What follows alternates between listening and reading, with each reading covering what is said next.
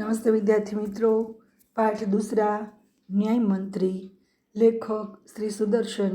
लेखकનો પરિચય આપણે પ્રાપ્ત કરી લીધો છે। કઠિન શબ્દો છે તમે જોઈ લીધા હશે અને કહાની મેં તમને કહી દીધી છે આખી। હવે ફરીથી આપણે પાઠ છે એ શબ્દસહ જોઈશું। તો બધાનું ધ્યાન પાઠ્યપુસ્તકમાં पेज नंबर 3।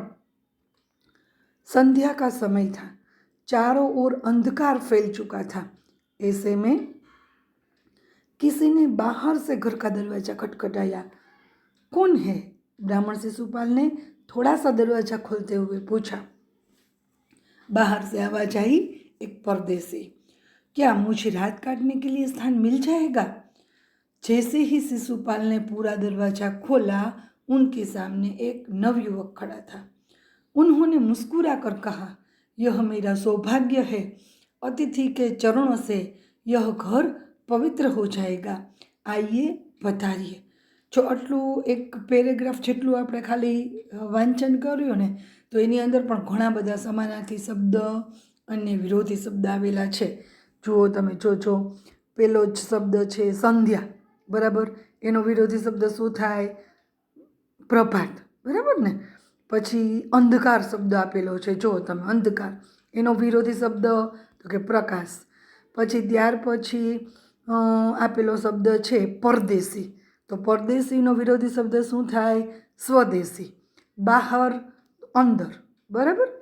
पछी त्यार पछी छे लाइन में आपणे लेता जईए के शुं छे आगळ जता तो सौभाग्य शब्द छे। तो सौभाग्यनो विरोधी शब्द शुं थाय? दुर्भाग्य। पछी अतिथि शब्द छे तो अतिथिनो समानार्थी शब्द आपणे लेवानो। अतिथिनो समानार्थी शब्द शुं थाय? મહેમાન। અને મહેમાનની આગતા સ્વાગતા તો કાઠિયાવાડની અંદર તો એમ પણ કહેવામાં આવે છે કે ભગવાનને કહેવામાં આવે છે કે તું કોઈક દિવસ જો તારે મહેમાન બનવું હોય ને તો કાઠિયાવાડમાં ભૂલો પડશે, એટલી મહેમાન ગતિ છે આપણી વખણાઈ છે। તો આની અંદર આટલા જો કાંઈ પવિત્ર શબ્દ પણ છે। પવિત્રનો વિરોધી શબ્દ શું થાય? અપવિત્ર, બરાબર। તો જેમ જેમ આગળ આગળ શબ્દ આવતા જશે એમ એમ હું તમને કહેતી જઈશ, તમે બરાબર એ નોટિસ કરજો। હવે આગળ આપણે જોઈએ। अतिथि को लेकर शिशुपाल घर में आ गए और उनका आदर सत्कार किया। फिर दोनों उस समय की देश की अवस्था पर बातें करने लगे। शिशुपाल ने कहा, आजकल बड़ा अन्याय हो रहा है, परंतु परदेसी इस बात से सहमत न था। वह बोला, दोष निकालना तो सुगम है, परंतु कुछ करके दिखाना कठिन है। शिशुपाल बोले, अवसर मिले तो दिखा दूं कि न्याय किसे कहते हैं। મહેમાન એના ઘરે આવે છે, કોના ઘરે? શિશુપાલને ઘરે। એટલે બંને એ સમયની સાંપ્રત પરિસ્થિતિ છે એને અનુલક્ષીને બંને શું કરે છે? વાતચીત કરે છે। એટલે શિશુપાલને પોતાને જે અસંતોષ છે એ કંઈ ન્યાય બરાબર મજા આવતી નથી, આજકાલ બહુ અન્યાય થતો હોય ને એવું લાગે છે। નવયુવક ખરેખર કોણ છે એ શિશુપાલને ખબર નથી, એટલે નવયુવક છે એ પોતે માનવા તૈયાર નથી થતા એ કે એવું ન બને। તો શિશુપાલ કહે છે કે જો મને અવસર, અવસર એટલે શું? તક, મને જો તક મળે ને તો ન્યાય કોને કહેવાય ને હું એને બતાવી દઉં। તો આની અંદરના શબ્દ આપણે જોઈ લઈએ। શું શબ્દ આવ્યા છે? તો કે આદર, બરાબર। આદર, આદરનો વિરોધી શબ્દ શું થાય? નિરાદાર, બરાબર, નિરાદર। પછી સત્કાર શબ્દ છે એનો વિરોધી શબ્દ થાય દુત્કાર। ત્યાર પછી પરદેશીનો તો આપણે જોઈ લીધો, બરાબર છે। ત્યાર પછી સહમત તો અસહમત। પછી દોષ, દોષી તો નિર્દોષ, બરાબર। સુગમ તો દુર્ગમ। આટલા શબ્દ। અને અવસર છે, અવસર શબ્દ તો અવસરનો સમાનાર્થી શબ્દ શું થાય? તક અથવા મોકા, બરાબર। આગળ જોઈએ, બંનેની વાતચીત ચાલે છે, આપણે જોઈએ છીએ। હવે આગળ જુઓ। તો આપ અવસર ચાહતે હૈ? हाँ, अवसर चाहता हूँ। फिर कोई अन्याय नहीं होगा? बिल्कुल नहीं। कोई अपराधी दंड से न बचेगा? नहीं। परदेसी ने मुस्कुरा कर कहा, यह बहुत कठिन काम है। ब्राह्मण के लिए कुछ भी कठिन नहीं, मैं न्याय का डंका बजाकर दिखा दूंगा। परदेसी धीरे से मुस्कुराए पर कुछ न बोले। फिर कुछ देर बाद वो सो गए। બંને વચ્ચેની જે વાતચીત થાય છે આપેલું છે, જો બરાબર તમારે કયા શબ્દ કેવી રીતે કેનું વાંચન કેમ કરવાનું એ તમારે સાથે સાથે જોઈ લેવાનું, બરાબર। તમે વાંચો તો તમારે પણ એવી જ રીતે વાંચન करवानुं। परदेसी ने मुस्कुराकर कहा, यह बहुत कठिन काम है। ब्राह्मण के लिए कुछ भी कठिन नहीं, मैं न्याय का डंका बजाकर दिखा दूंगा। परदेसी धीरे से मुस्कुराए, फिर कुछ न बोले। फिर कुछ देर बाद वे सो गए। सुबह उठकर परदेसी ने शिशुपाल को धन्यवाद देकर उनसे विदा ली। कुछ दिनों बाद शिशुपाल के घर कुछ सिपाही आए और उन्हें दरबार में चलने के लिए कहा। शिशुपाल सहम गए। सहम जाना એટલે શું થાય? ભયભીત હો જાના। જો મુહાવરો છે, બરાબર યાદ રાખજો। सहम जाना, सहम जाना એટલે શું થાય? જો અહીંયા છે, બરાબર। सहम गए તો सहम जाना એટલે શું? ભયભીત હો જાના, બરાબર। હા, તો દરબારનું તેડું આવે એટલે કોઈ પણ છે એને શું થાય? બીક લાગે। वे समझ नहीं सके कि सम्राट ने उन्हें क्यों बुलाया है। कहीं उस परदेसी ने, એને યાદ આવી ગયું કે ઓલો પરદેસી મારી ઘરે રાત રોકાણો હતો, એણે મારા વિશે કાંઈ ફરિયાદ તો નહીં કરી દીધી હોય ને। उस परदेसी ने तो सम्राट से झूठी सच्ची शिकायत, शिकायत એટલે શું? फरियाद नहीं कर दी। दरबार में पहुंचकर शिशुपाल का कलेजा धड़कने लगा। कलेजा धड़कना मुहावरो छे, एनो अर्थ शुं थाय? चिंतित होना, बराबर। कलेजा धड़कना, चिंतित होना। जब उन्होंने देखा कि परदेसी ही सम्राट अशोक है, जब दरबार में पहुंचे छे त्यां सुधी तो चिंता थवा मांडी। दरबारनी अंदर पहोंचीने जोयुं के जे नवयुवक एना घरे अतिथि थईने आव्यो हतो ए अतिथि पोते ज कोण छे? तो के स्वयं सम्राट अशोक छे।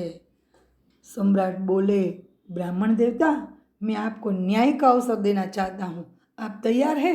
बन्नेनी वातचीत याद करो तमे।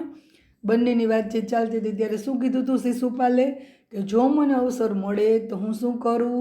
તો કે હું સરસ મજાનો ન્યાય અપાવી શકું। એટલે આ તક છે, આ મોકો છે એ સમ્રાટ અશોક છે શિશુપાલને આપે છે।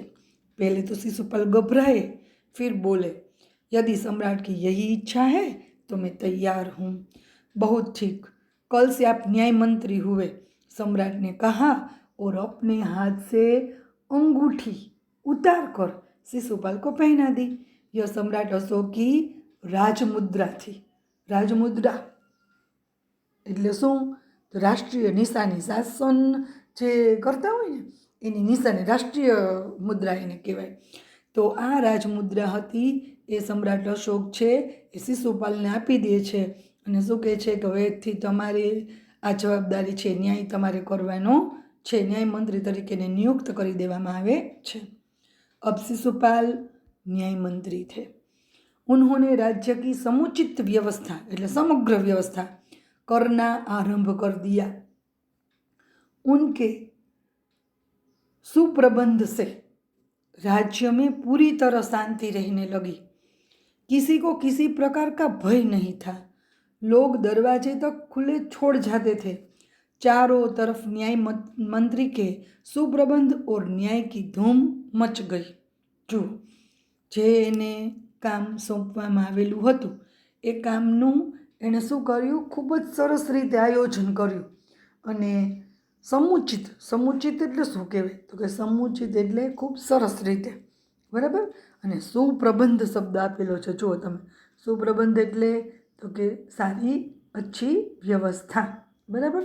તો એણે જે ન્યાય મંત્રીનું પદ પોતે લીધું ત્યાર પછી એણે શું કર્યું કે રાજ્યની અંદર ખૂબ જ સરસ મજાની વ્યવસ્થા ગોઠવી દીધી અને ત્યાર પછી સરસ બધા લોકો છે એ એનાથી ખુશ હતા, કોઈને ભય નહોતો। ત્યાં સુધી કે લોકો પોતાના દરવાજા છે, ઘરના દરવાજા છે એ પણ ખુલ્લા મૂકીને જતા। બધી જ જગ્યાએ ન્યાયમંત્રીની આ જે સરસ મજાની વ્યવસ્થા છે એની બોલબાલા વધી ગઈ। જો હવે છેલ્લો પેરેગ્રાફ છે એની અંદર તમે જોજો શું આપેલું છે? આરંભ શબ્દ આપેલો છે, આરંભ, બરાબર। તો આરંભનો વિરોધી શબ્દ શું થાય? અંત, બરાબર। ત્યાર પછી શું શબ્દ આપેલો છે આપણને? સુપ્રબંધ શબ્દ આપેલો છે, જોયો તમે? સુપ્રબંધ જોયો ને? તો સુપ્રબંધ છે એનો વિરોધી શબ્દ શું થશે? તો કે એનો વિરોધી શબ્દ થશે સુની જગ્યાએ શું લગાવવાનું છે? કુપ્રબંધ. કુ એટલે ખરાબ વ્યવસ્થા અને સુ એટલે સારી વ્યવસ્થા. બરાબર. ત્યાર પછી શાંતિ શબ્દ આપેલો છે, તો શાંતિનો વિરોધી શબ્દ શું થાય? અશાંતિ. બરાબર. અને ભય છે, તો ભયનો નિર્ભય. બરાબર. તો અને ન્યાય શબ્દ આપેલો છે, તો ન્યાયનો અન્યાય. તો આજે આટલું. પાઠ ફરી એકવાર લેસનમાં શું છે? પાઠ એકવાર તમારે વાંચી લેવાનો છે. બરાબર. ઘણા બધાનું લેસન મને આવી જાય છે, હું ખૂબ ખુશ થઈ જાઉં છું. પાઠ આખો લખવાનો નથી, તમારે કાવ્ય મેં લખવાનું કીધું. પાઠ આપણે ઉતારીએ ત્યારે પાઠ બીજો, ન્યાયમંત્રી, લેખકનું નામ અને કઠિન શબ્દ છે, શબ્દાર્થ છે એ લખવાનું.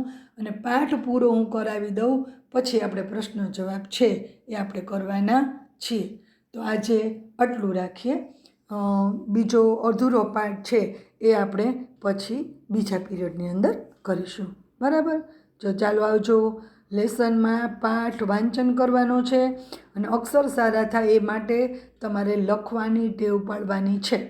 ઘણા છોકરાઓ મને રૂબરૂ મળવા આવ્યા હતા ને, એને મેં સૂચના આપેલી હતી કે તમારે રોજ એક નોટની અંદર ખાલી એક જ પેજમાં ગુજરાતી, હિન્દી, સંસ્કૃત અને ઇંગ્લિશ એની ભલે 5-5 લીટી પણ રોજ કરવાની જ.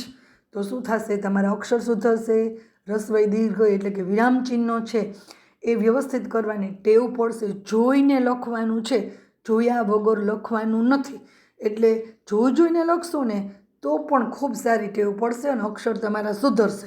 બરાબર. તો સ્કૂલ ચાલુ થાય ત્યારે મારે કોઈને કાંઈ ફરિયાદ રહે નહીં. પાઠ વાંચી લેજો અને એક પેજ કીધું છે એમ રોજ તારીખ નાખી અને એક પેજ આ રીતે ચારેય ભાષાનું લખી નાખવાનું છે. તો ચાલો આવજો મિત્રો.